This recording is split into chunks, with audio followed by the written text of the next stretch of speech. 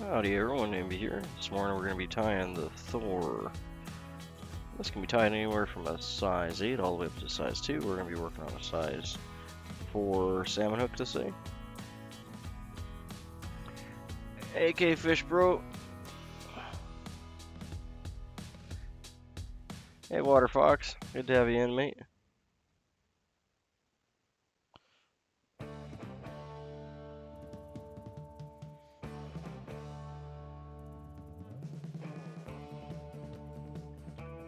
We're just going to make a thread base down to the back here.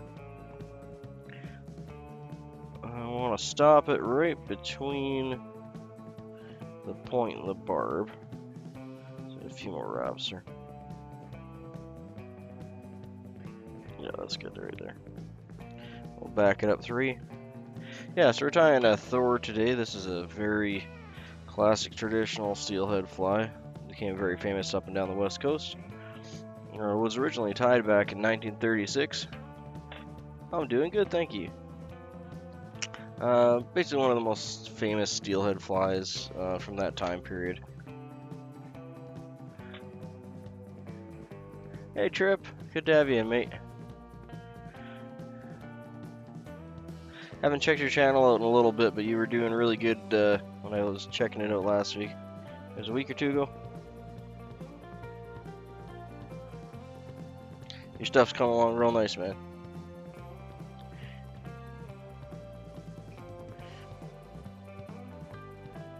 Okay, so the first thing we need to do is get some orange tail feathers. I was looking for one that I have here that's a little bit used up, so we can finish it. So we're just going to use the rest of this saddle hackle.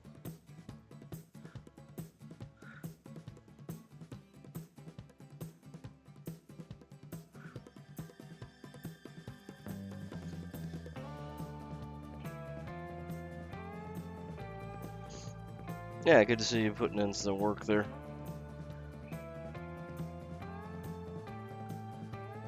Really? Beavis reached out to you. That's cool.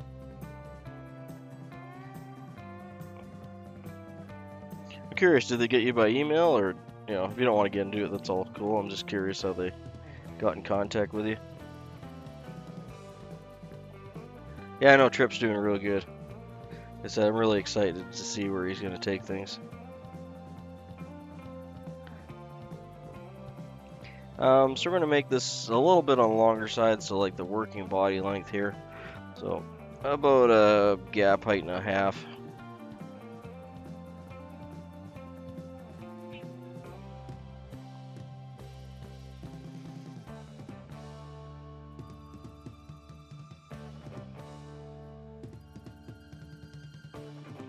Kind of bound that in a little weird. We'll see if it's sitting okay. Oh, TikTok. Okay, cool. Yeah, I don't do TikTok. Probably should. There, my cat's being a toot and wants to say hi to everyone. Meow. Meow. Alright, you can go now. Nah, nah, nah.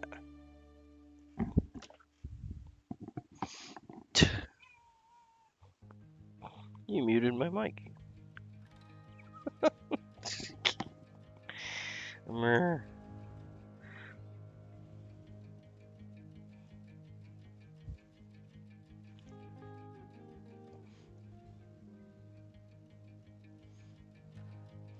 Okay, so we want it coming out back like that and just spread. You can see it's got a nice little spread to it.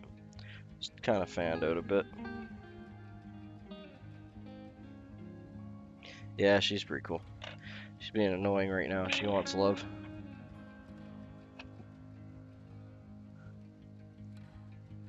Yeah, I know, I've heard that. Like I said, I have a TikTok account, I just never use it.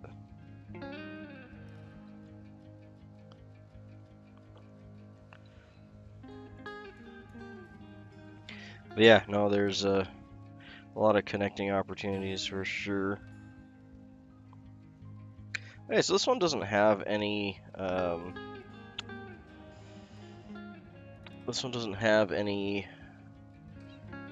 no, you're staying there. Stay. Stay. She wants love.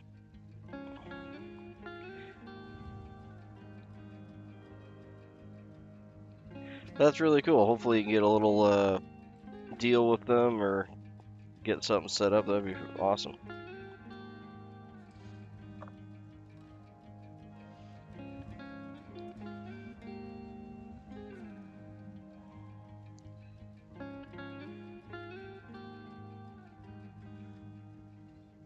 Hey Duke, good to have you in, mate. Good morning. We're tying up a Thor salmon fly today. It's a very classic fly from 1936.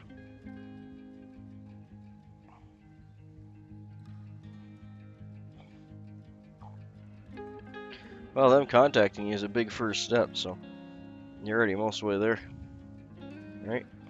That's cool.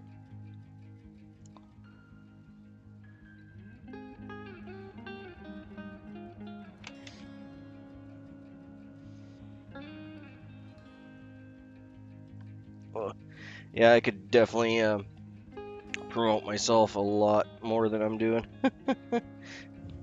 Some days I wish I did, but other days it's like YouTube's my little home base, and that's what I do. I do YouTube. I do have an Instagram, but I mean I haven't updated it in forever. And there's a lot of tires on Instagram, so I probably should at least keep that one updated. But you know, my little community and everything I do is here, and this is where I am, so I could definitely grow, like especially putting stuff on TikTok or Instagram. I could definitely grow a lot faster with subscribers and watch time and everything if I was doing more than one.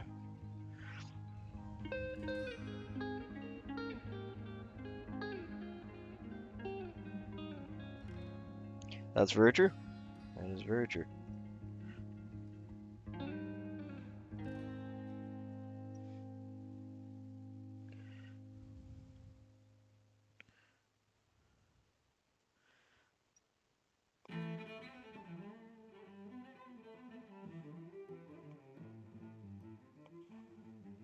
Trying to get rid of that little bump I got right there. There we go.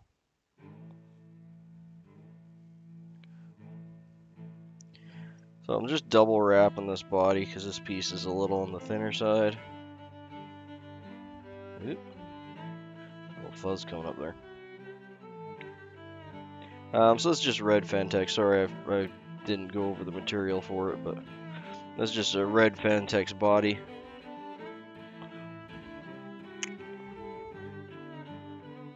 Yeah, she ties flies, yeah.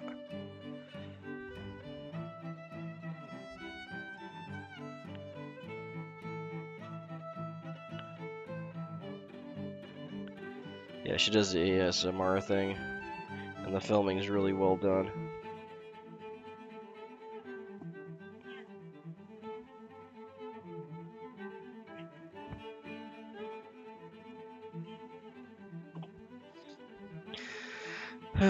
To remove the cat from my tying material. No, stay away. Oh my god.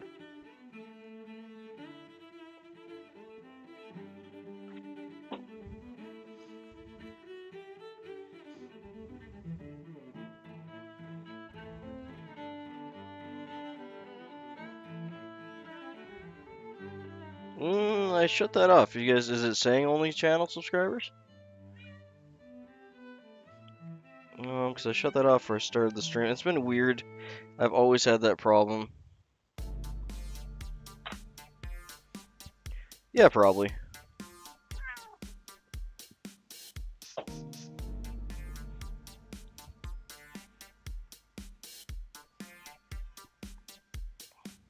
But you know, that's a lot of, that'd be a full-time job doing that, like what she does, that kind of filming every day. And then it's like, if you're doing that every day, that's like 350 videos a year plus, because you're probably gonna screw up some or not post some because they didn't turn out or whatever. But you know, so you're probably filming 400 videos a year, which is like my whole catalog on my channel for a couple years now. And then with all that editing, like that's a full-time job.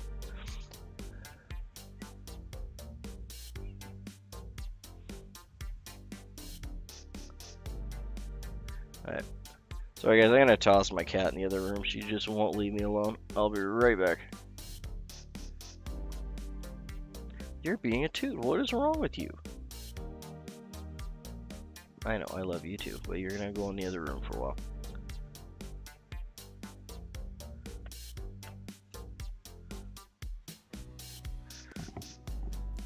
I can't. 1 minute. I gotta get rid of my cat.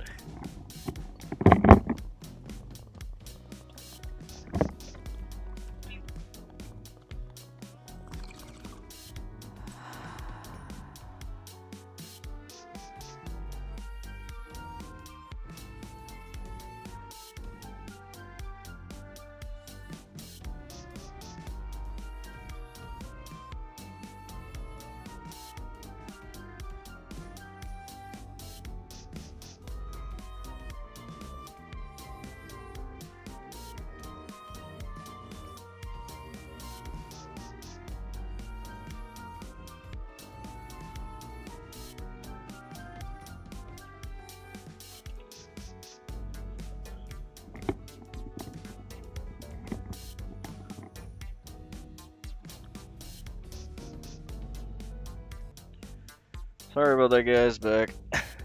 Had to toss cat in the other room. She's not gonna leave me alone. She's super affectionate.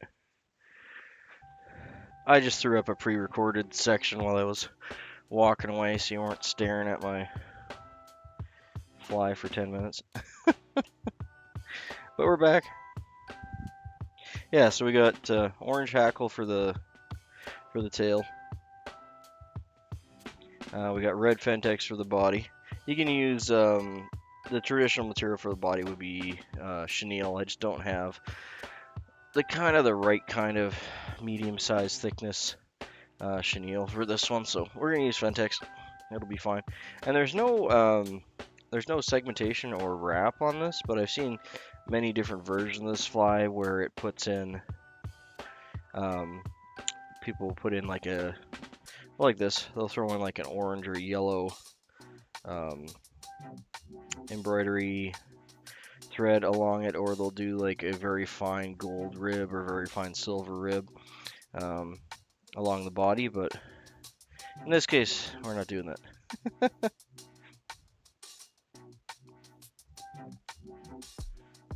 Happy birthday, K-Fish Bros, brother. What's your brother's name, man? Sorry, I heard you say that right before I left with the cat there. Unfortunately, cat was interrupting me.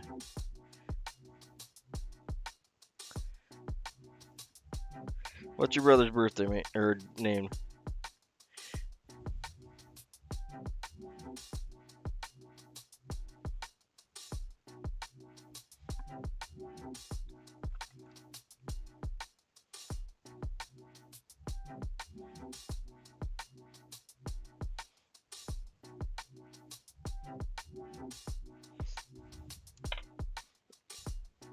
Happy birthday, Johnny.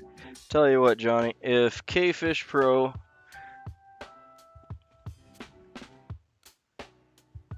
yeah, you don't have to be high-tech to do any of this stuff, like, at all. Not even a little bit. You really don't. There's so many camera tricks and filming tricks you can do. Okay, so we're doing a rather long brown, like mahogany colored hackle for this one, so this is just a saddle hackle. That's a little bit on the badger side. I tried to pull more of the solid color from the cape, but there's a few badgers kind of in there. It's a nice mixed cape, actually. I'm just gonna crush the tip on this. But tell you what, K-Fish, you send me your mailing address through my email, which is linked on the my doobly-doo on the YouTubes. Just flytyingwithnimby@gmail.com.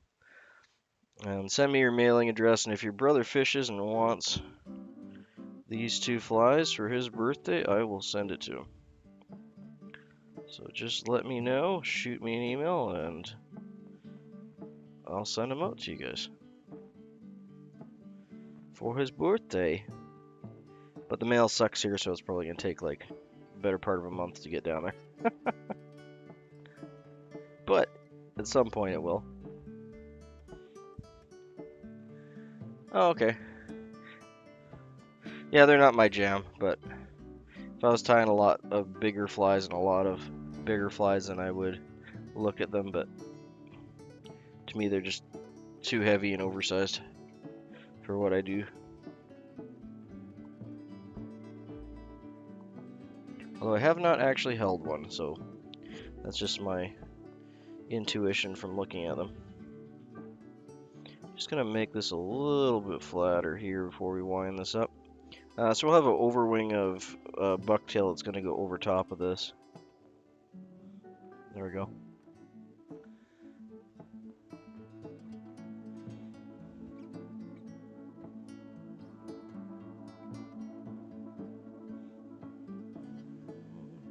Okay, I think we're gonna wrap that way.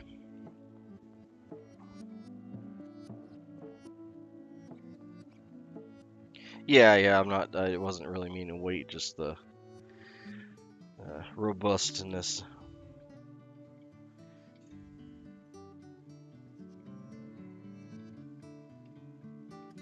Like I said, haven't actually used one, can't give a proper review on it, but in general, I'm perfectly happy with the cheapy regular bobbins I use every day.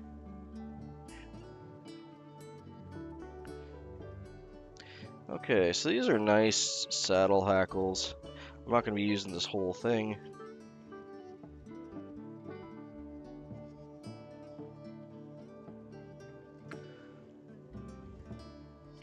I'm not going to be using this whole thing, so we just want to have a nice, almost like a wet style hackle to this, and then it's going to get mushed down with the overwing.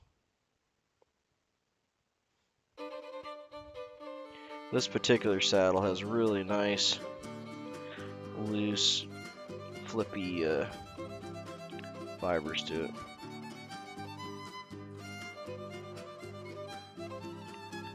Which I like. Not sure why that one little batch is sticking forward so bad. Did I catch it maybe? Well, I did catch it. Okay, maybe why it was doing that.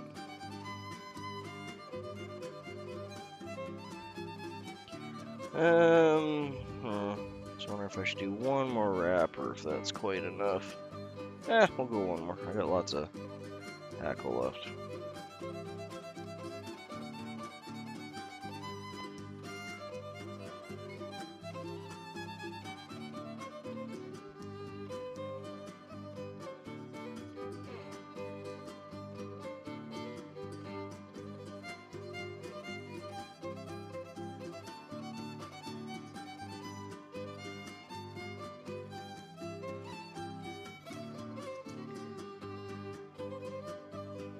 There's just like one or two fibers that are just kind of jumping everywhere on me. Oh well, won't be a big deal. We're gonna clean those up. Okay, so I got the hackle caught there. I'm gonna push those back with a half hitch after, but I do like them to behave ahead of time. Oh, buddy, you're just kind of all over the place here.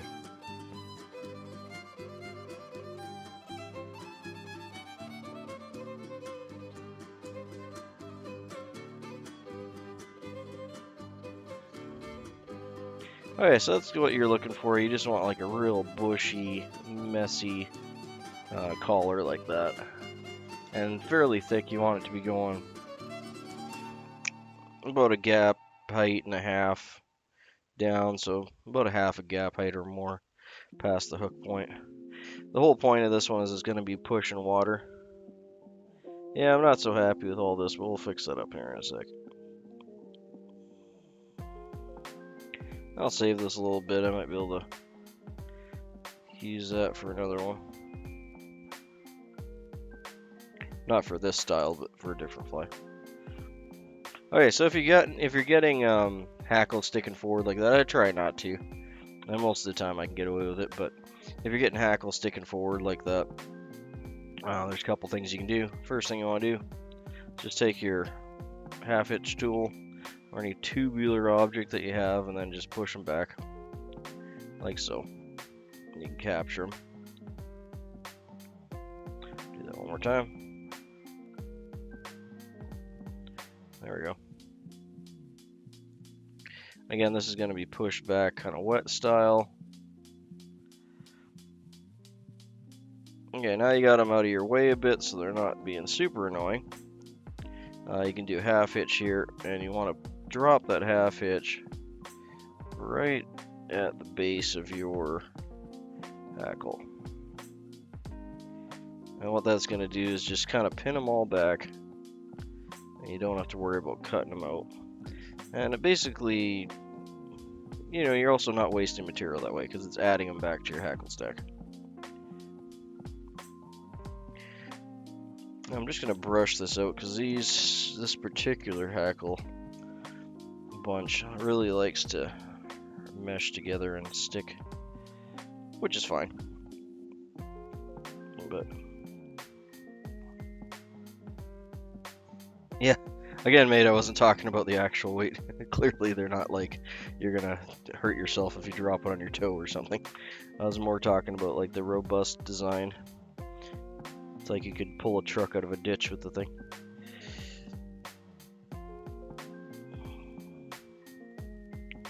But again, just my personal thing. I'm a lot more of a minimalist. I'm sure they work perfectly fine. There's lots of good tires that use them. So, not putting it down. It's just not my thing.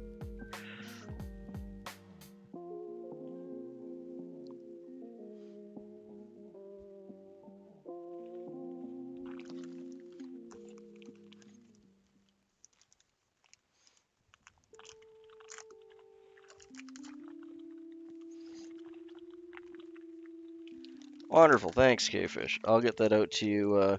Well, it's a Sunday. Is it Sunday today or Saturday? It's a Saturday.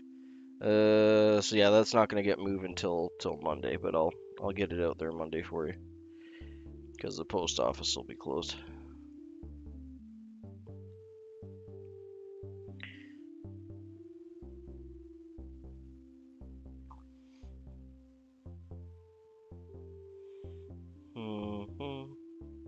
Really starting to eat up on this bucktail, ain't I?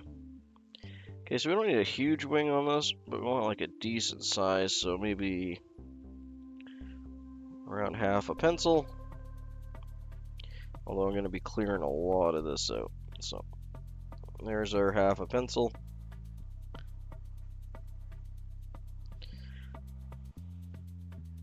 I like to use like pencil thicknesses.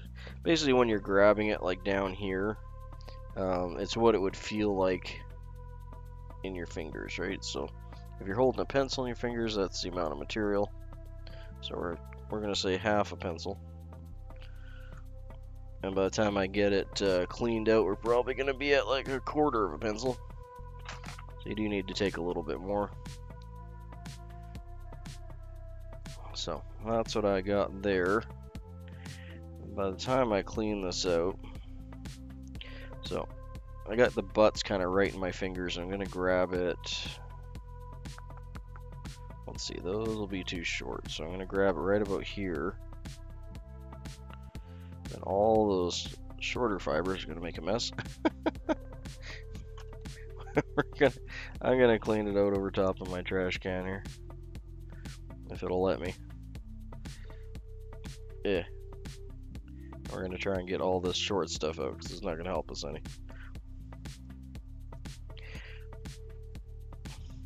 Now, if you're a material miser like I normally am, you can save all that for a smaller fly and just put it in a container, then restack it after.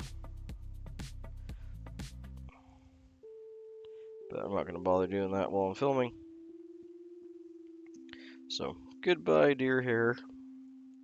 But yeah, we just want to get the under fur out. If there is any, there's a little bit on this tail, not nearly as much as some of my other tails. And we want to get rid of all those short fibers because they are not going to help us. They're going to be too short just to connect through. Okay. Now we're going to stack this. Now one thing with deer tail, like this long, you can see it's like a good size. when you throw it in the stacker, my stacker's only so tall. So one thing to make your life a little easier, we'll get a few shorties there. Grab it kind of loosely at the base here, like this. And then grab all of the tallest ones with your finger and your thumb. And just kind of jerk them forward like this. Doop, doop, doop, doop, doop. And you can pull them all out. And since they're so long, they have a lot more friction to them. And they will kind of impede your stacking. So at this point, you can either put these in the stacker, which I'm going to do, so they don't get wasted. And we're just going to bunch them over to one side. Get in the hole, get in the hole. There we go. Or you can toss those long ones because there's only a handful of fibers there. And then you can work with these medium length ones. And it's a good time now to actually just look through, see if you got any broken fibers, because you can pull them out. Like there's one right here. There's two broken ones. And you definitely don't need to pull out the broken fibers. A lot of times they'll just get hidden in your wing anyway, no one will ever know. But if you want the nice wispy ends here to your overwing, then you're going to want to pull out the broken ones.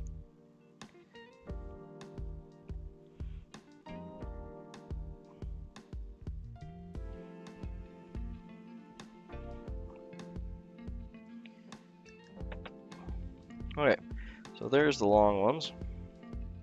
I'm going to stick these alongside them.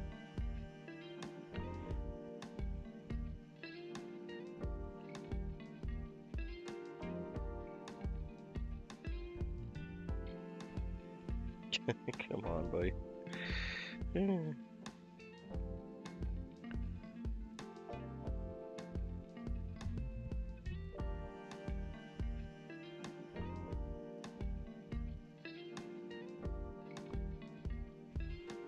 Alright, I'm gonna do it over on the desk here. It's hard for me to hold it and get them in there at the same time.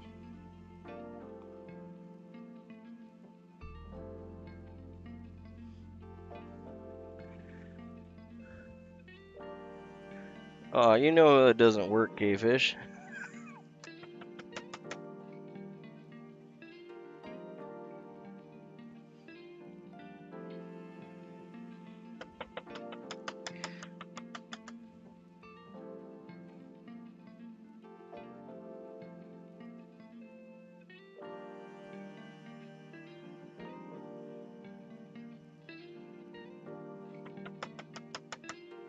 Okay, so we're getting that stacked down. This doesn't have to be perfect for the wing at all. I'm just going through the motions here.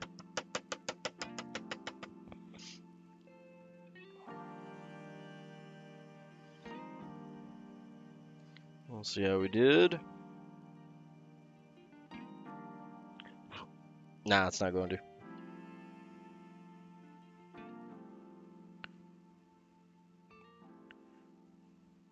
I still got quite a few tips farther up there. Okay, let's try that.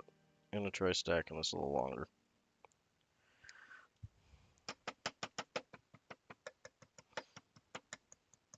Doesn't have to be perfect, but that's far from perfect, so let's see what I can do.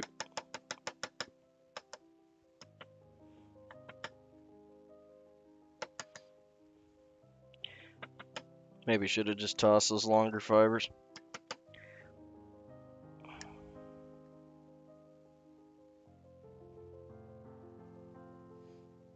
It's looking a little better.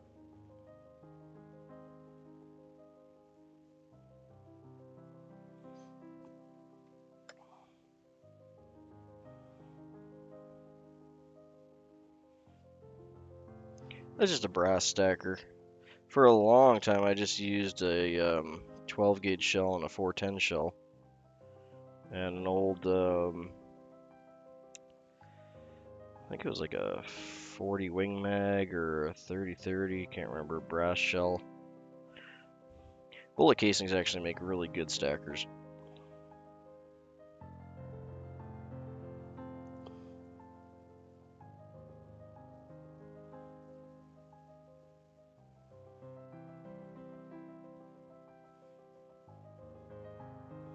Yeah, I need to take the basketball option out of there because it's not working.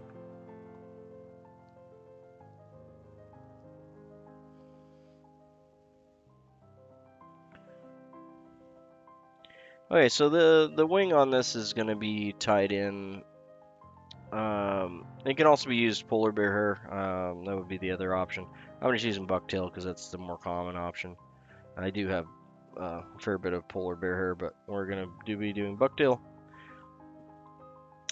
And we want it to extend all the way out to the end of the tail. It's gonna be quite a large wing, so all the way out to here.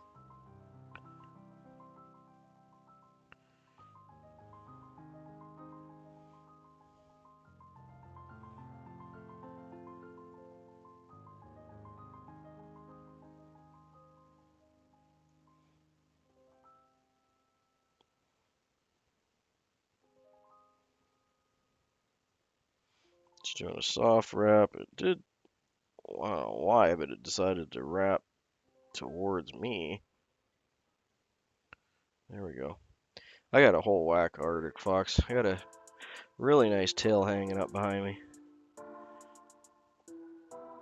But yeah, that's the nice thing about Arctic fox is you can dye it in all sorts of wonderful colors, right?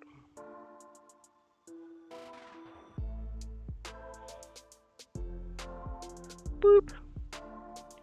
There we go.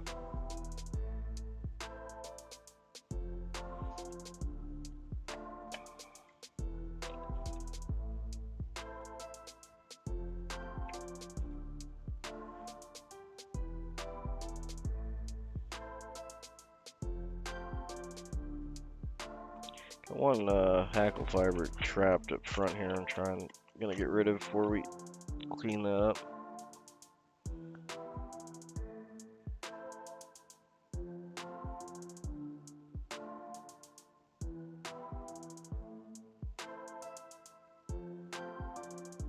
There, I think we're good. Okay, so we got about 4 or 5 wraps on there. That's normally all you need to hold it in place while you cut it off. It's a good practice while you're cutting it to still brace your wing like so, and then cut it. We'll see how we go. Now we want to be cutting it on a 45-degree angle this way, so that it'll taper a little bit.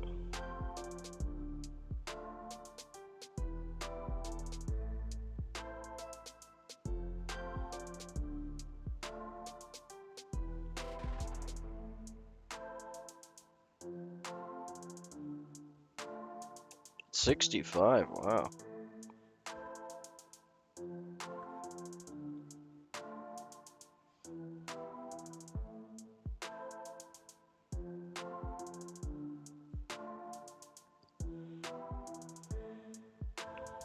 Oh, I've heard about that. Yeah, I do actually have some. What's that other one? Yeah, there's it starts with an A.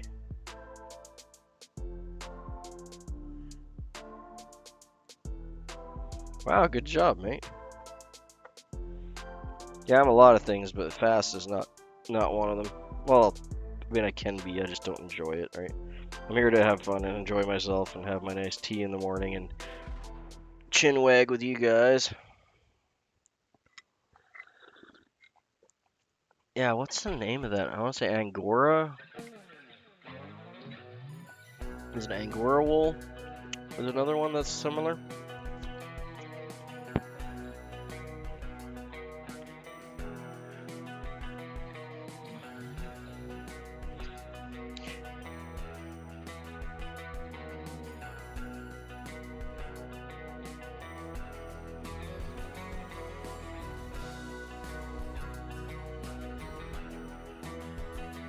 Wouldn't mind actually sitting down one day and just doing like trying to get to 1,000 in one day of something. It would probably have to be like a zebra midge or something that's like really quick to tie.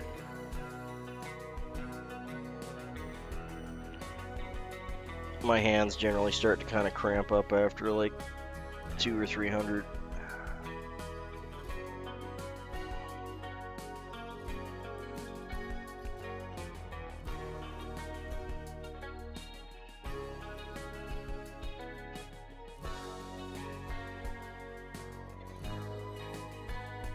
Yeah, that wool that he's talking about is, I guess it's technically a wool.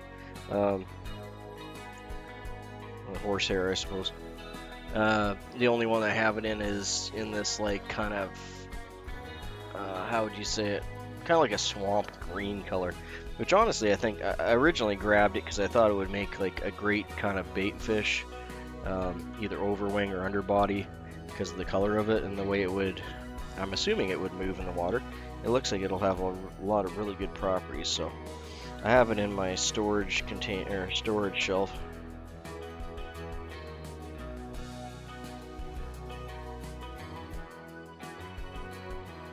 Smooth.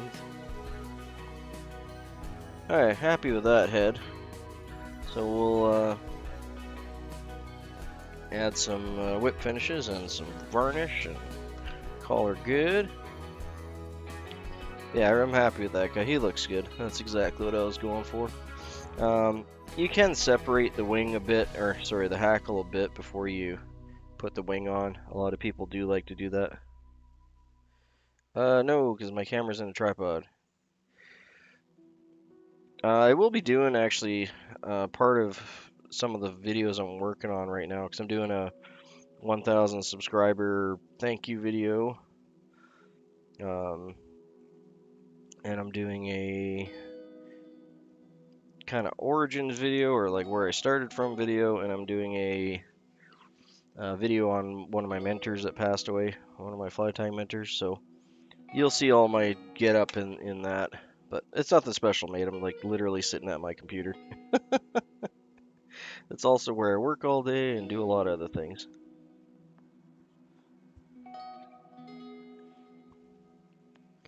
I used to have at one point a whole fly tying room that was just dedicated to fly tying, but don't anymore, and honestly don't really need it. It would be nice at some point.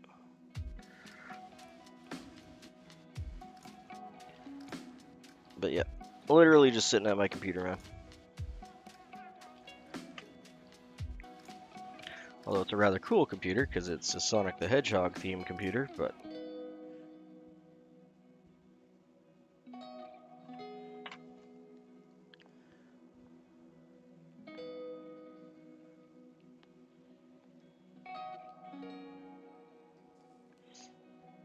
I had one of their traditional bobbins. I actually quite liked. I quite liked those. What did I do? I broke one by accident. I can't remember if I accidentally slammed it in a drawer when I was putting it away. Something like that. Something stupid. It's 100% my fault. But I kinked the tube on it really bad, and then it was garbage.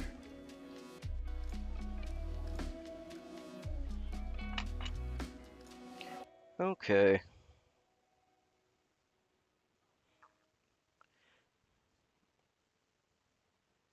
Yeah, I had a white one.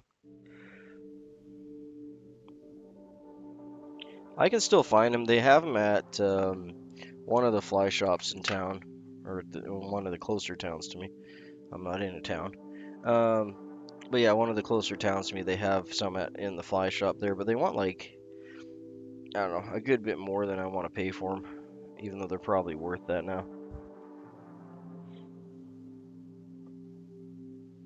That's one thing I do need to make a new one of is a tool caddy that I can hook onto my vise here, so I can keep all my tools here instead of having to reach over sideways every time. That would be rather nice. Been meaning to do that. Well, when warmer weather and spring comes, I got a lot of fly tying bench projects to do.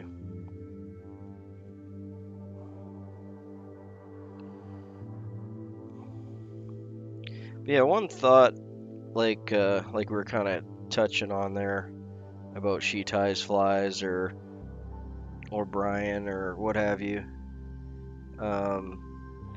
I'm perfectly happy being a small channel here. Like, I'm not really trying to push and promote myself. I just do what I do, and my people find me. Right? That's the way it's been, and that's the way I'm doing it. I could easily go on Instagram or TikTok or whatever, flood it with really pretty photos. Since I was 8. I started selling my flies when I was 12. Yeah, no, don't get me wrong. I'm not putting either of them down. They're both amazing creators, and I watch them just as much as everyone. My only point to that is that's not who I am, right? That's not my jam. Even though I'm at 1,000 subscribers, partially why I'm doing a subscriber video is I'm going through each of my subscribers. Well, has their information public anyway, which is only about 250 or so of them. A lot of people have their things set private. But the ones that don't are all going to get a little thank you. And I like the fact that even though I've been doing this for years, I legitimately know like who my subscribers are for the most part, the vast majority of them. I know when they subscribed, I know what channels they have, and to me that means a lot more because it's all numbers, right? It doesn't mean anything. Yep.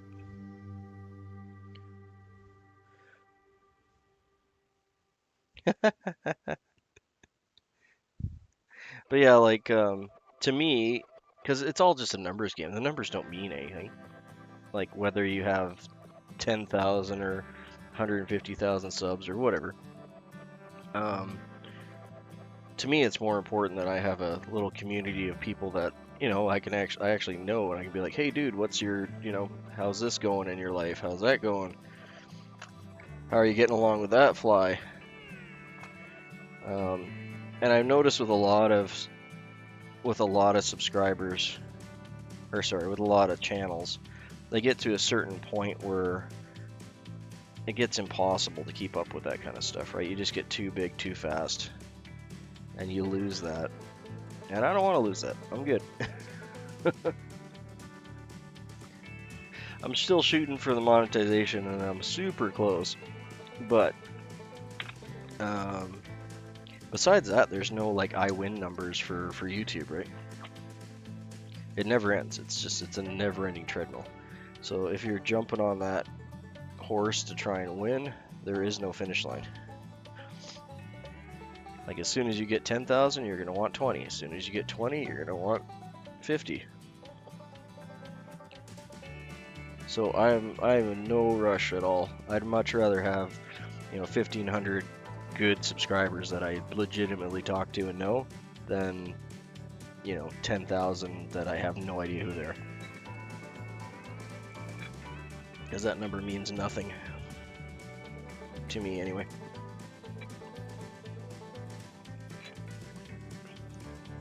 Yeah, if I wanted like 50,000 subs, I could totally do this channel, or 100,000. I could get there, no problem. But that's not my goal at all. My goal is to sit here, enjoy my tea, tie a fly with you guys in the morning, teach a few things if I can manage it, and just enjoy everyone's company. Like that's I'm not selling anything. I'm not, I am gonna try and put my flies up for sale this year though, just because it's been a thing that I've always done and want to do again. There we go. That's a Thor. So again, I'm gonna do my little spin and spiel, but that was originally tied in 1936.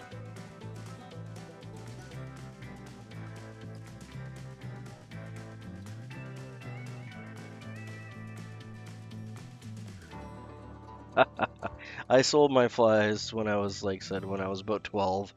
I was selling my flies to just random people. I literally sat there with my typewriter. Here, I can actually show you guys here. Hold on. I got it up here. I keep this up here just to remind myself. Kind of dusty.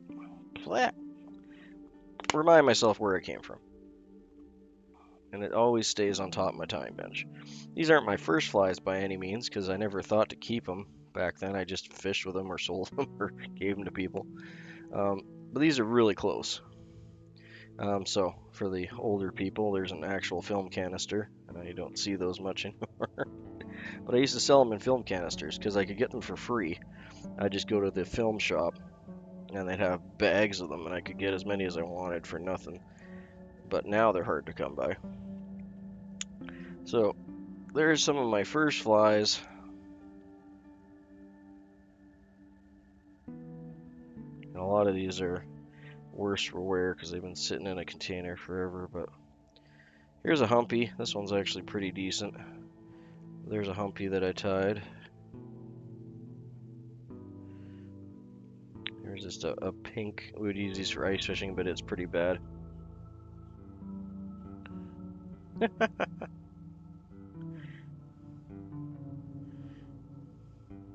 Anyway, I know it's hard for me to show you guys without dumping these all over the place, but there you go. The more important part, get these back in here before I drop them on the floor and never find them again. Too hoodie. But yeah, so this dates me a little bit, but I'll turn it sideways so you guys can actually see it. But I actually typed these out on a typewriter, and these are my little things in there. And this is my little thank you thing that I'd actually type out on a typewriter, cut it out, throw it in the thing. But I'd also put these all over the neighborhood with those little phone number, pull tabs on telephone poles and message boards, and because this predates a usable internet anyway. I mean, we had internet then, but it wasn't like internet today where you could buy and sell stuff. We're still using like buy and sells. But yeah, those are my kind of first setup for selling flies. That's what I did for a long time in that manner. And it worked really good. And I think it was K-Fish was saying, or no, was it we? Who was it saying they were selling it at school? Wee Man, yeah. So, like Wee Man said, I didn't necessarily sell them at school, but I sold some at school. And one month when I was 12, I made like 350 bucks. Yeah, one month I made 350 on selling flies, and that was like just tickled pink. I was like, yeah! Which was a lot of money for me at 12. And, that's back in the 80s, so 350 then was a good amount. I bought myself a brand new reel, which was an expensive reel. It was a, what was it WS stands for again? It was a British reel anyway. I probably should have been spinning this so the head dries even. It's a little lumpy now, but oh well. Anyway, I'll get my spin and spiel. Sorry for the story time. Hopefully I'm not boring anyone. But yeah, that's where I started from. And as you can tell, the flies aren't amazing. I was still learning. But it gave me a lot of practice and helped me pay for material and gear and everything. So yeah, you can definitely do it though. Okay, so I'm going to do my little spin and spiel here and we'll get the second one done up. I got time? Yeah, I got time for a second one.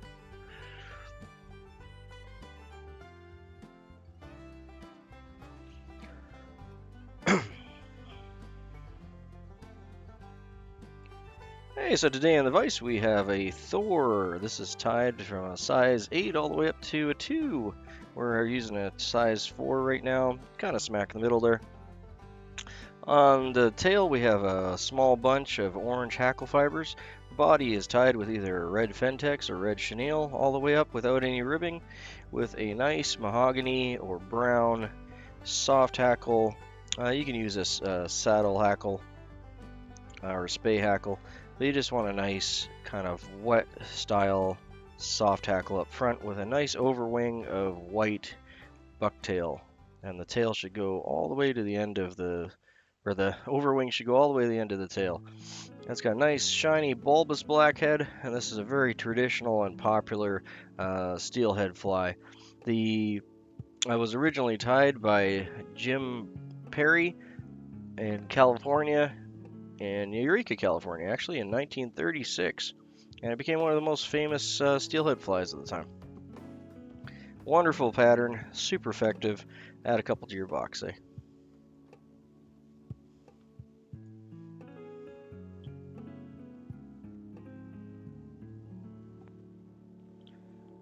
And we're back. Alright, I gotta add this to a cork here, but I'm running out of room on my corks. No. This one I'll do for now.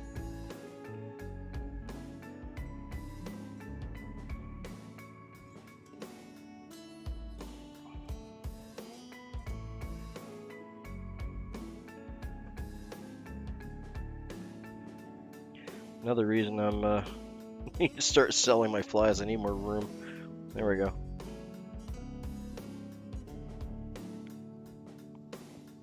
Yeah, I could just fill up a bunch of boxes and stick them somewhere, but I literally have thousands of flies. I could fish the rest of my life and never tie another one. I'd be fine. Well, that's not what we do, right?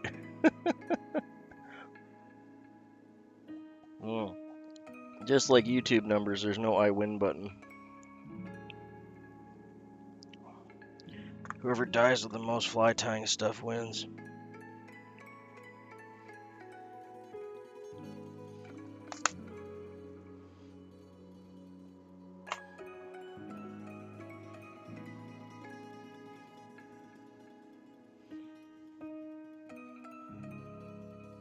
I know I'm saying that now, but I honestly don't know if I'd ever want to get up to like above 40,000 subscribers or something. I just think it would become way too impossible for me to keep up with having a decent community at that point. I'd be happy to be floating around, say like 4,000, 5,000.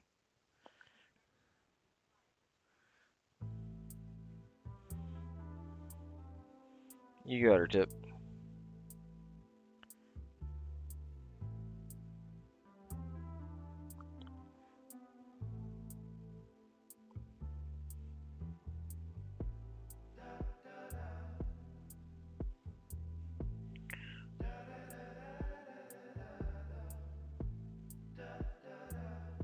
Yep. I mean, if I had to turn this into a full-time job and I didn't have anything else to do and I needed the money, then it would make a little more sense. But I don't, and I don't want to, so I'm not going to.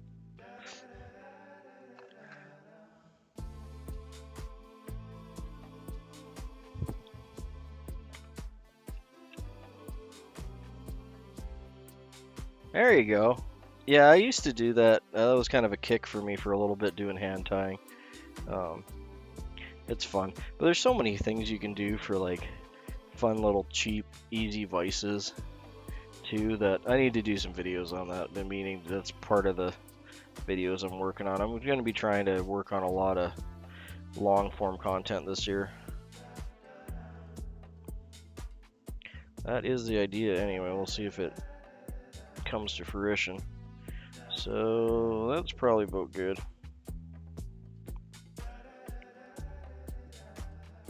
I've seen some people put like super bushy tails on these too. I'm not going to. All the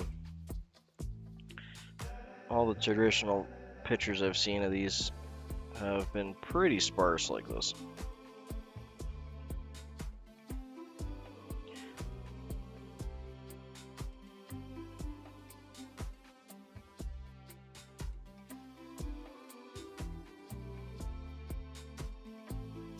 Yeah, as long as I'm enjoying myself and you guys are enjoying yourself, like that's my goal. I just want to have a good time, tie some flies, learn some tips from you guys, teach some tips to you guys. That's my jam. There is so many other things in the world I could be doing if I wanted to be, you know, famous or YouTube or internet famous.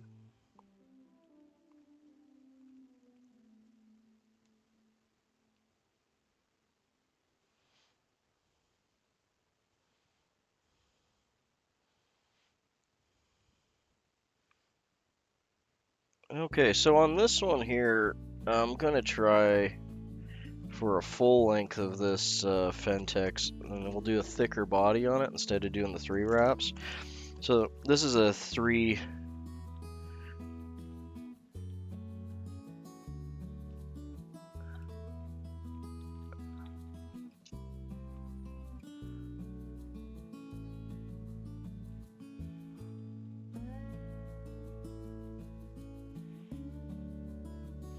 No worries.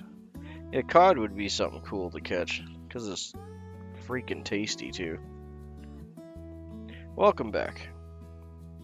I'm gonna cut me a chunk of this.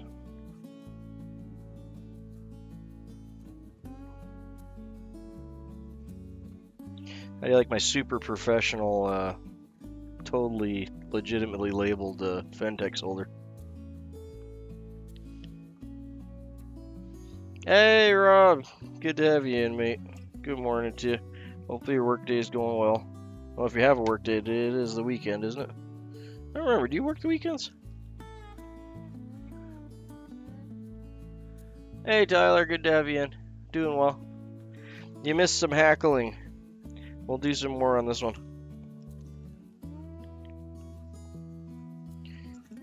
I'll have more time to burn on, say, Monday or Tuesday.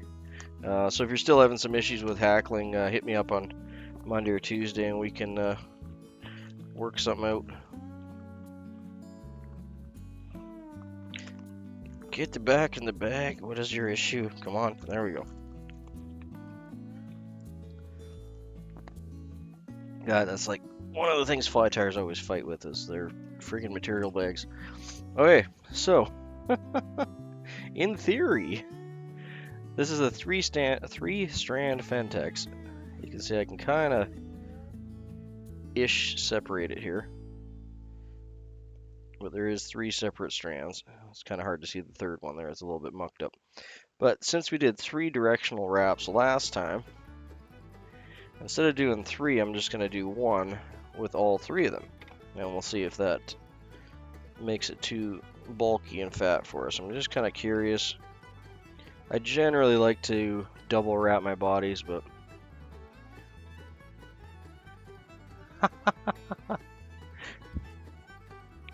yeah, it does that. I do need to adjust the little dudes a little bit. They do walk off the screen. I still haven't gotten everything back the way I wanted after the whole horizontal vertical debacle that I really should have just left alone. I really wanted that to work, but apparently they haven't got it working properly yet, so I'm gonna leave it alone. It drastically dropped my views. Go from like a couple thousand down to like 50. Which again is not like why I'm here, but it's a little bit annoying when it's clear something is clearly broken. Thank you.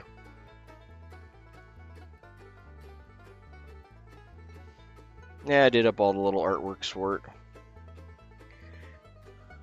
Anyone that's been here a long time remembers my other logo with the motorbike, with the coyote on the motorbike. I drew that. Drew a lot of the stuff, actually. I was an animator. Yeah, we'll get to that in a sec here, Tyler.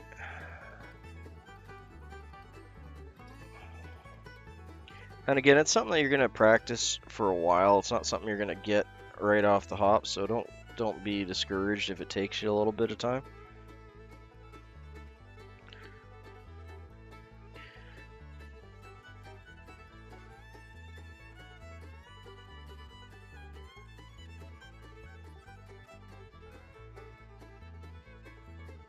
Thank you. Yeah, like I said, I'm trying to do my own thing here. Not trying to copy anyone or... I think I'm pretty much the only person doing like daily fly tying right now. That I'm aware of anyway. If any of you guys know someone else is doing daily fly tying, point me in their direction so I can watch them too.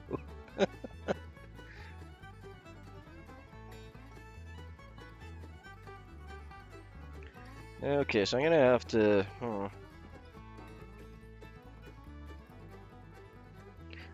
worries. I'm assuming that's Maddie. Yeah, it's Maddie. Kind of figured with the baby stuff. Good to have you in, Maddie. You fight the good fight, sir. Ugh, thankfully that's all done for me. I got 4 kids, and those times are all finished now.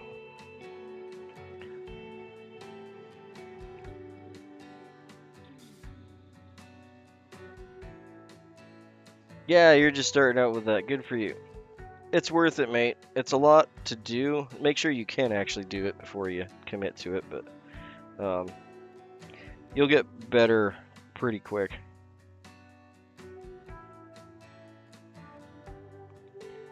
That kind of fuzzed up on me a bit. One second. See if I can clear that without making it worse. Not too worried about it because we're going to bury that in.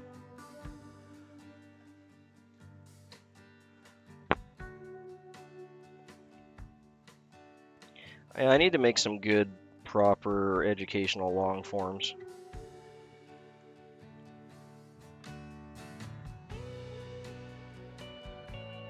We didn't really get into it enough there, Tyler, what kind of fly you're trying to hackle.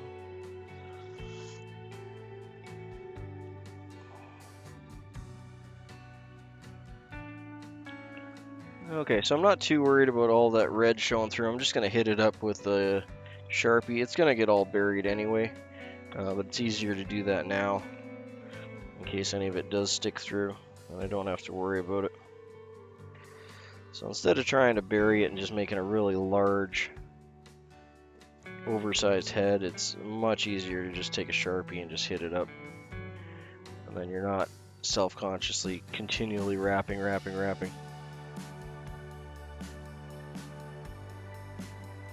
Helps my brain anyway.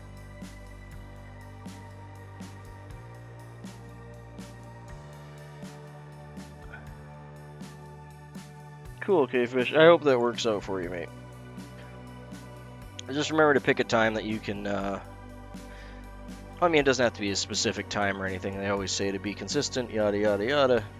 But just make sure it's a time where it's your time and, you know, you're not going to get interrupted. Oh, that's good tea. I'm almost out, though. It's too bad. Okay, so we're going to do our hackle now. Got our nice wispy little, well, our tail kind of went flat on us. That is unfortunate. Just gonna fan it out a little bit. That's better. Okay. Where did my hackle go? There we go. So again, we're just using this. It's a wonderful soft hackle. It is from a rooster. Do I have the cape kicking around here? I was starting to get sick. I was worried. I thought I might have to do some muted live streams or something because I was starting to get that, like, you know, you get that kind of painful tickle in your throat.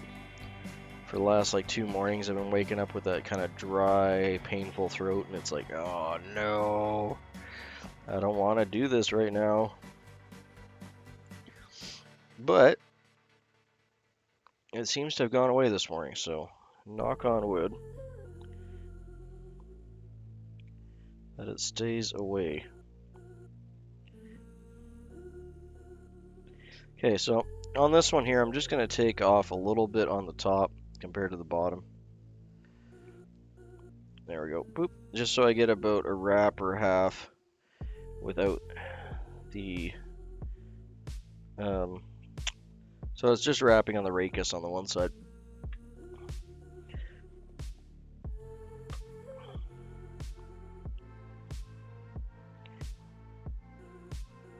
Okay, so yeah, Tyler, so that's a good tip for you. That's a good tip for you. When you're setting up your hackle, you want to cut off, you want to leave a little bit of your rachis there, so just a little bit.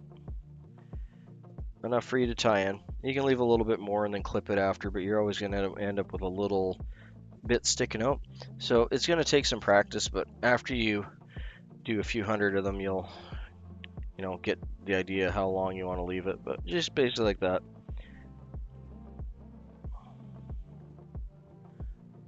Yeah, exactly. So for the shiny side of the feather, which is this side here, and then you have the dull side, which is the back side. Generally speaking, depending on your pattern that you're tying, your shiny side is going to be towards you. Okay, so shiny side towards me. Now, when you're wrapping it in,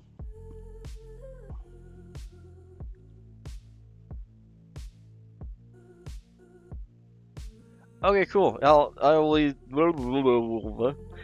I'll be working, Maddie, but I'll try and jump in there and just lurk if I get a chance if it's slower tonight. Thankfully, I can watch live streams while I'm working. Is one of the benefits. Okay, if your hackles are popping out on you, which does happen if you have really slippery racuses. So this is the racus, is the bit that goes all the way up the center. You can just use some hemostats or anything you have that has teeth on it, and just pop it once or twice, and that'll put little teeth marks in your racus, so it'll help it from sliding out. Handy? Probably this one, but it's almost used up. So here's the bottom of the feather. Oh, I can't even get the whole thing. It's hitting the floor. There. That's probably the longest one I got to hand. But it's a good, I don't know, 3.5 feet or something. Pheasant tail. I have longer peacock, obviously, but not worried about that. Okay, so when you're tying it in, you want to get just one wrap like that. Oop, as it falls in my trash can. I forgot that if I turned my vise, I'd actually unwrap that one wrap that was holding it in place. 1 second. I'm going to get 2 wraps on this just so I can turn it around and show you without it falling back in my trash can. Okay, so we got 2 wraps, so when I turn it, I'm only unwrapping 1 wrap. Okay, so Tyler, when you tie it in, you want to make sure that you're tying it in. If you're tying it up at the top, it sounds like you're doing more of a woolly bugger. So you want to do at least 2 wraps, and you want to have it about a thread or 2 into the point where you're tying in. And you want to make sure that the spot that you're tying it, or you're going to be wrapping, is somewhat flat. So this, I'm going to be wrapping it right here. This part's, fairly flat. You definitely don't want to be wrapping it, like, say, up here. You can see there's a big slope right there, because your wraps are going to be pointing all over the place. The flatter your surface is, when you're tying it in, the more even your wraps are going to be. Almost thought that was K-fish for a second there. The other K-fish. The older one. Good to have you in from Malaysia. Appreciate that. Okay.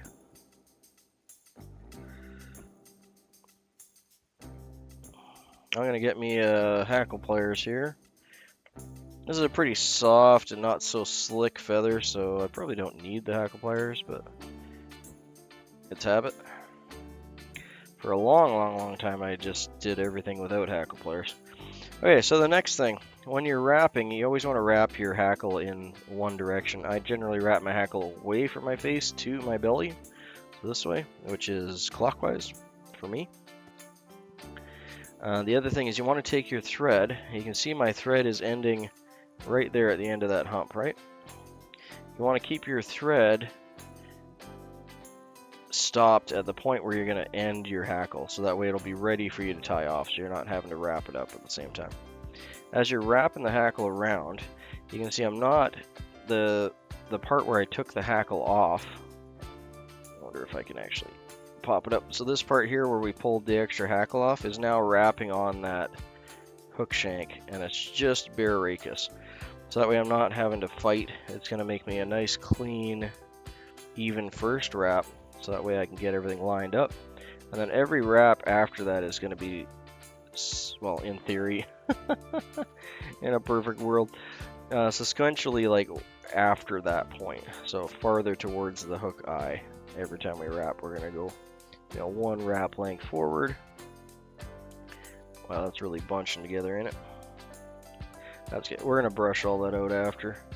I was saying this particular saddle is super sticky, which is great. It makes these wonderful, like, long wet fly style hackles without actually having to be a wet fly material, like an upland game bird or something. It is just a cute little rooster skin, but it's a very unique textured rooster skin. As you're wrapping, if you get some forward like that, you can just push them back. Don't worry, you're not going to hurt the hackle any. And then as you wrap, you want to try and get it on in front of it, and that'll kind of hold it. That'll hold it back. Hold the ones that are misbehaving back where they should be. And that's also, oh, it snapped. Murr. Okay, I might be able to save it. Yeah, okay, good. A lot of times if it snaps, you'll lose your tension, which is bad. And it'll unravel partially on you, and you'll always have kind of a lumpy hackle at that point, so you're better off just to re-wrap it. But I had my finger on it, thankfully, so. Again, I'm just going to pull that back. Yeah, it's really webby for a cock. Come on, it's just one little bit there I want to get behind. Whatever. Yeah, it's really webby for rooster. And it's just the one part of the back saddle that has that. The cape is almost perfectly. Do I want to get one more wrap in there? Is that enough?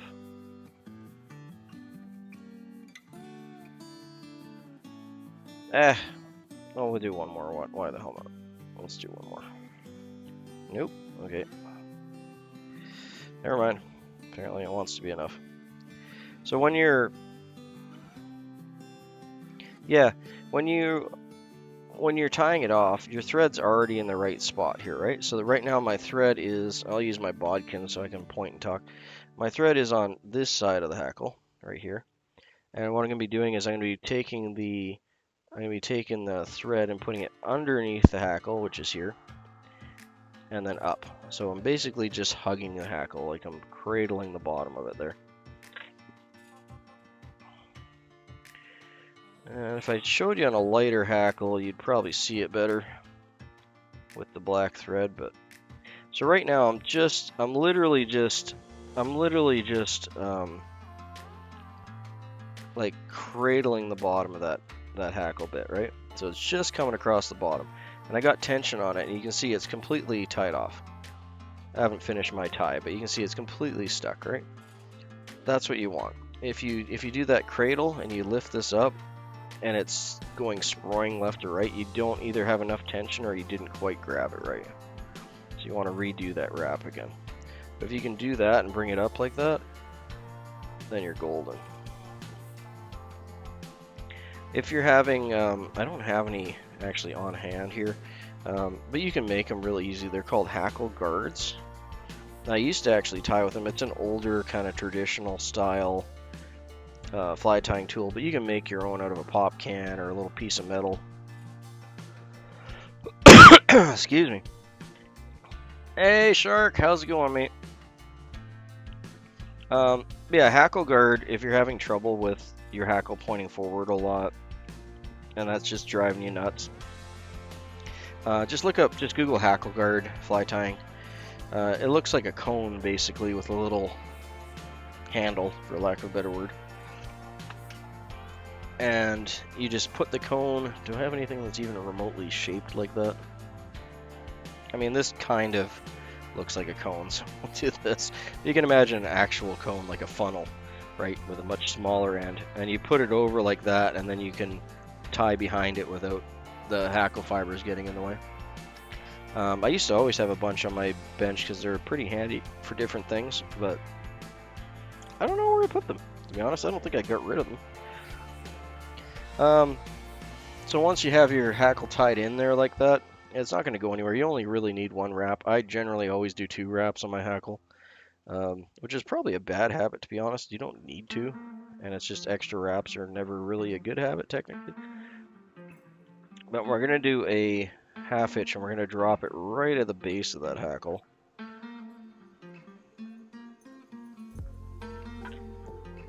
There we go.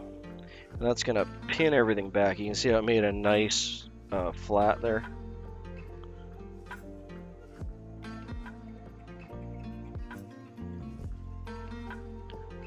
There we go. I did trap one fiber there.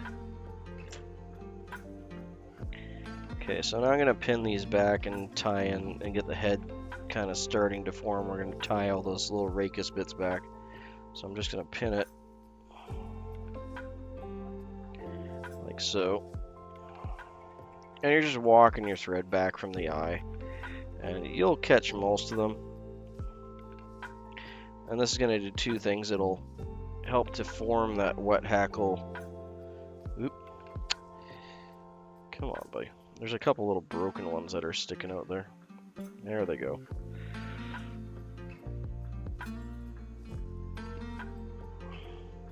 Hey, one other tip. Yeah, I guess. Here's another advanced technique that always scares the living bejesus out of me, but I'm gonna do it anyway. So you want to grab your fingers. You can wet them a little bit if you want. And I'm not trying to grab those ones sticking forward. I'm just trying to grab the actual hackle and my thread. So they're now behind me. Now I can take my lighter and just singe those ones that are being pains in the butts. That's another thing you do. The downside of that is I can't count how many times I've singed my thread and the bobbin just falls to the floor. But you know, your mileage may vary. If you're having a particularly fussy one, that is a great way to get it to behave. Alright, so now we're going to throw the wing on. But you definitely want to cover it with your fingers like I did there. Like I was saying before, I'm going to brush this out. But like I was saying before, you can part this, which I'm going to do this time. But yeah, I mean, that body looks good to me. Yeah, kill it with fire, kill it with fire. So this is just a soft nylon brush, and I'm really just kind of separating those hackle fibers because they are so on the sticky side. But some of the traditional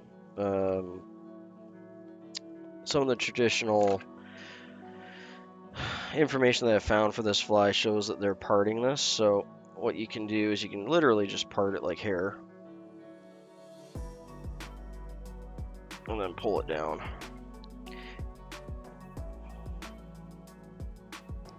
This will be my last fly today because I gotta go get the kids. Okay, so you can see there I've parted it. I haven't tied anything separate, but there is a nice part, and that'll help the wing to sit down a bit more, and it'll also help to pin them down a bit. Deer hair. Alright, let's get our deer tail going.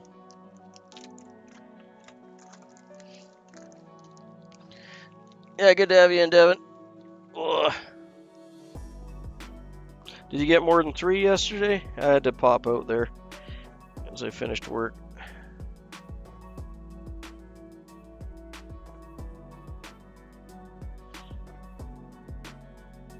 So we're going to do this one a little different, and I'm going to pull the long ones out, and we're just going to toss them this time.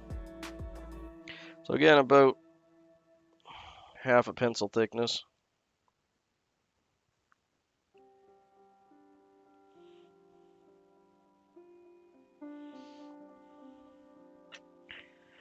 Kind of an awkward corner for me to cut on, but I'll get there.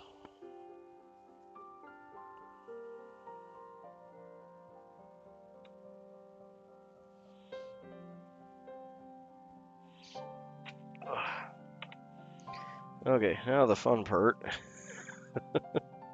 Trying to clean this up. Alright. I'm just gonna use my fingers first, get all this light, floofy stuff out, just to start.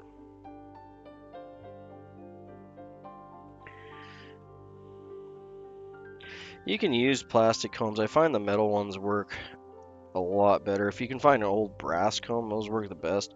I had one, I don't know where I put it.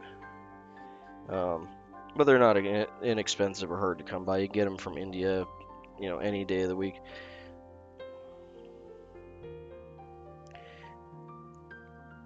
But yeah, I'm going to be holding this farther up here, and we're just going to get all that short stuff and the fuzz out.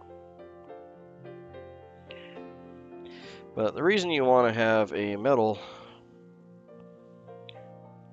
comb instead of a plastic comb, and you can use plastic if that's all you got. That's all you got. But it will create a lot of static electricity. Same with doing this. It's not necessarily a good thing to do, even though I do it.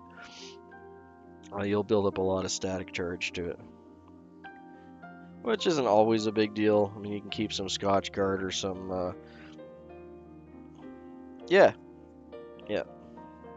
Do I have my plastic one kicking around here? It might be in my tote. No. Yeah, I don't see it. But another common tool that people will use is the plastic. Is that it? No. I like the eyebrow brushes. They work okay too. But with any plastic, you're going to end up with a lot more static buildup.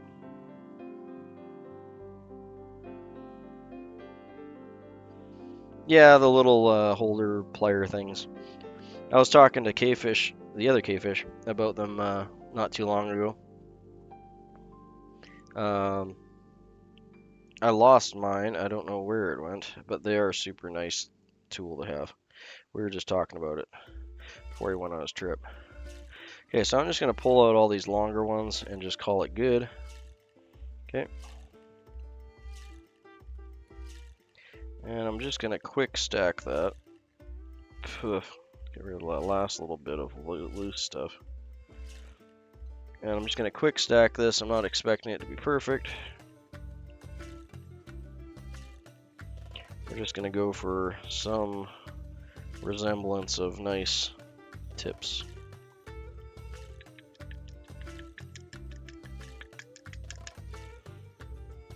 Put those longer ones out, it reduces the friction and you'll get a much nicer stack.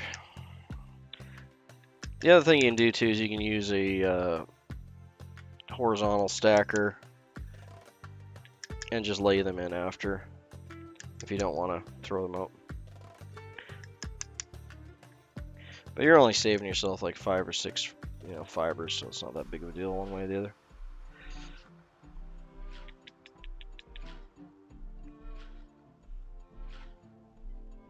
There. See, that's a much better, much nicer hair stack. Boop. Again, not really necessary for this fly at all. If it's a little messy on the back end, it's perfectly fine. In fact, it probably adds to it, the fishability of the fly. But if you're trying to catch fishermen and not fish, a nice stacked wing is better. How good is what? The fly?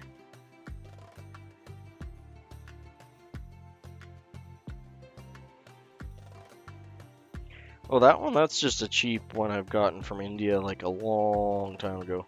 I think I got that one when I was like 14. But like I said, before I used that one for years, I just used a 410 shotgun shell. And some really good tires. We'll just use things like chapstick tubes or, you name it. Old marker pen caps. The only thing that it has to be is smooth. Have a way for you to get the fur out and not generate static when you bounce it up and down. Those are the only real requirements for that. I don't know if I'm going to be able to get this all the way to the end there because I'm running out of tips. I'm gonna lose a lot of my fur. That might be as far as I can go. I cut a little bit farther down on that tail, so this is just a hair shorter than the last clump. Yeah, that's about as far as I'm going to be able to go, fortunately.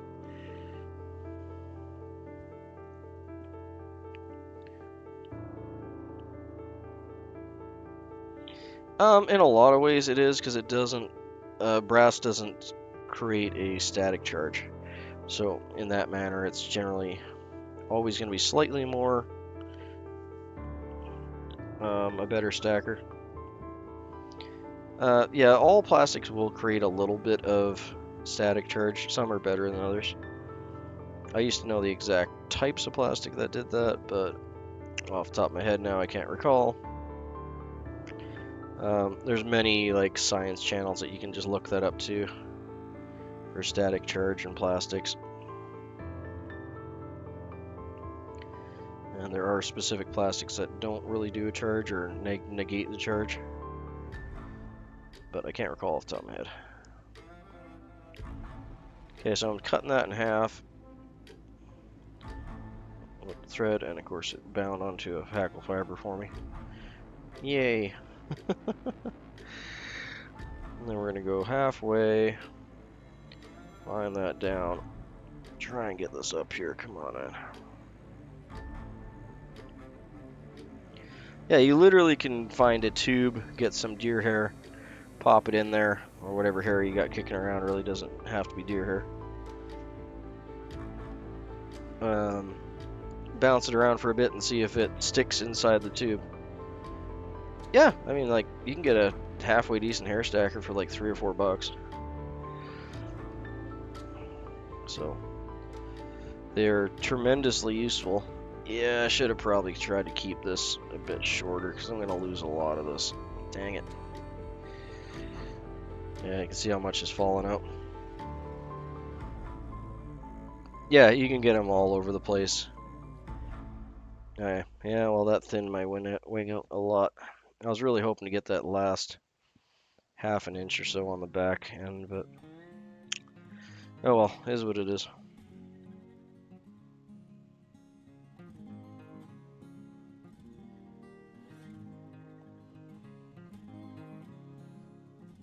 I'm gonna try and bind a few more of these.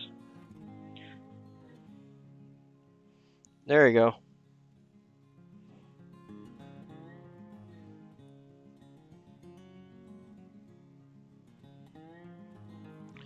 Well, I should have cut that a little shorter. I'm probably gonna have trouble cleaning this eye up now. I will endeavor to do so.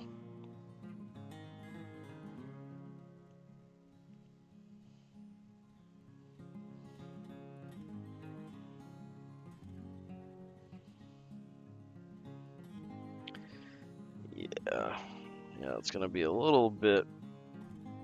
Yeah, that's true. Yeah, for a long time I did hand stacking before I got the. And there's a lot of benefits to hand stacking too.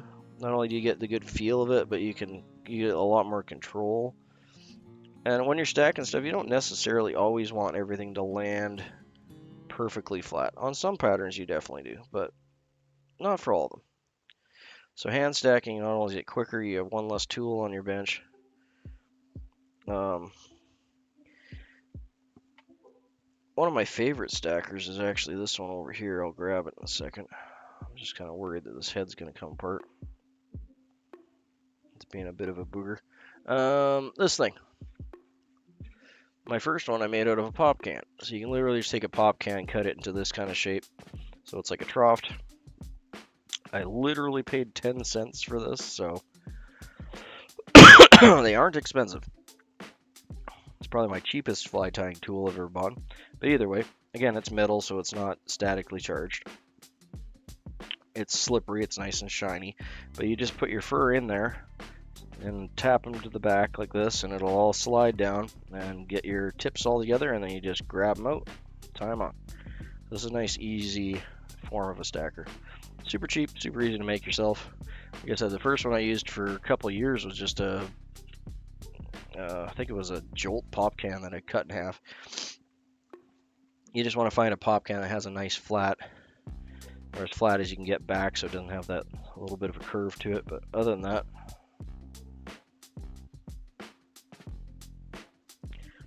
alright, I'm gonna attempt to save this head if I can, but it's pretty toasted. Might be able to. We'll see.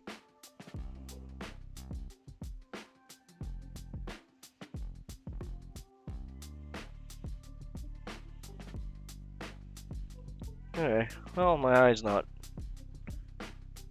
buggered, so we'll call that a win.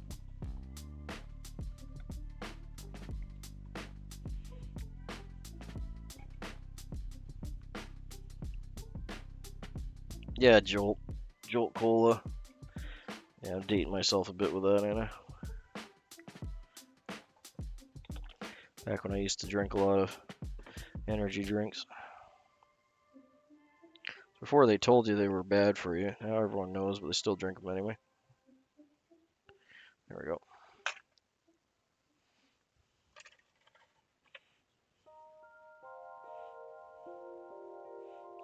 Like most things, right? I mean, it was good. It was definitely, in my opinion, it tasted a whole lot better than like the majority of energy drinks now. I can't stand like Red Bull and stuff, especially Red Bull. What?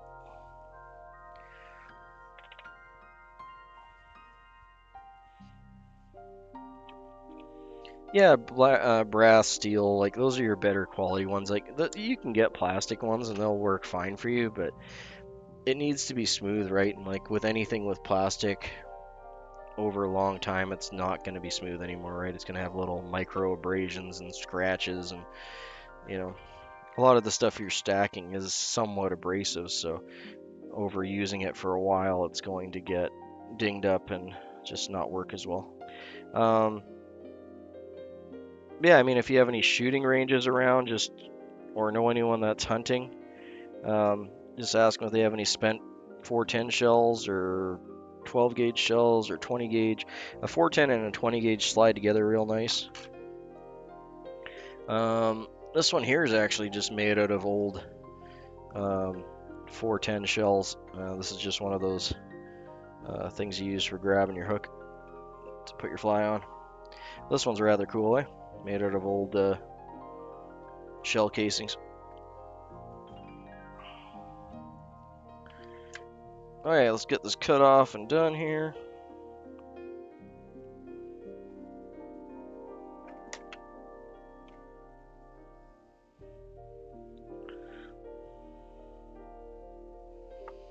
And I got us skedaddles.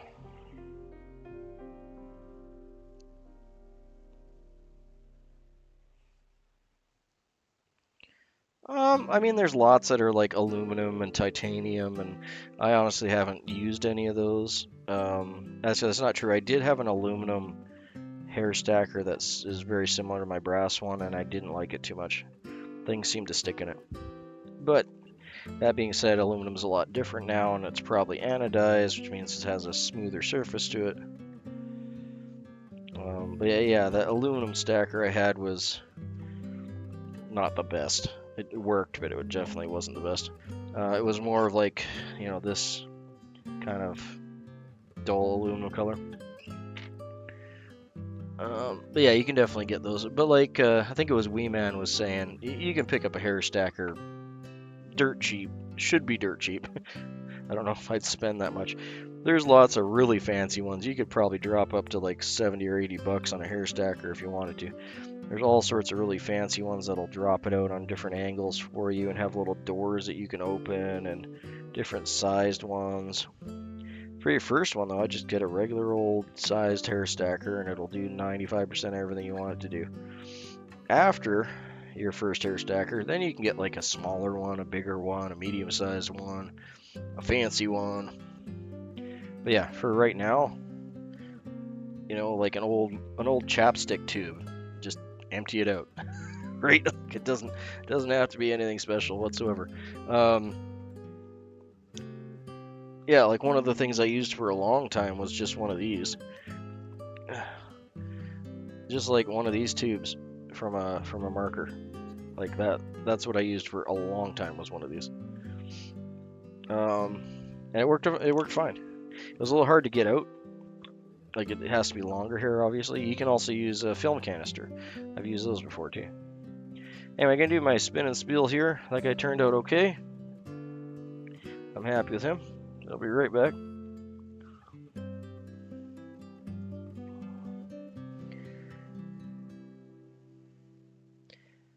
Howdy everyone, and device today we have a Thor. This is tied on a size 4 salmon hook. You can tie it from an 8 all the way through to a 2, so we're kind of in the middle on a 4.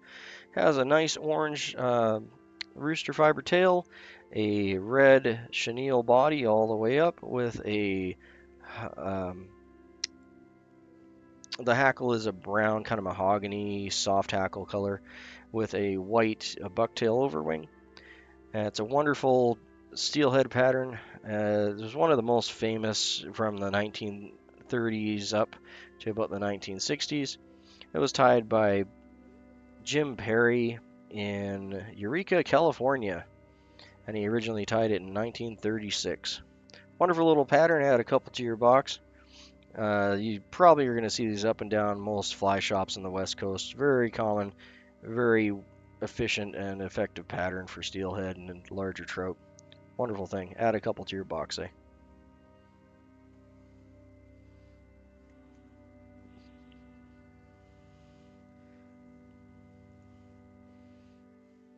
Okay, let's add that back to whatever cork I picked up. Was it this one?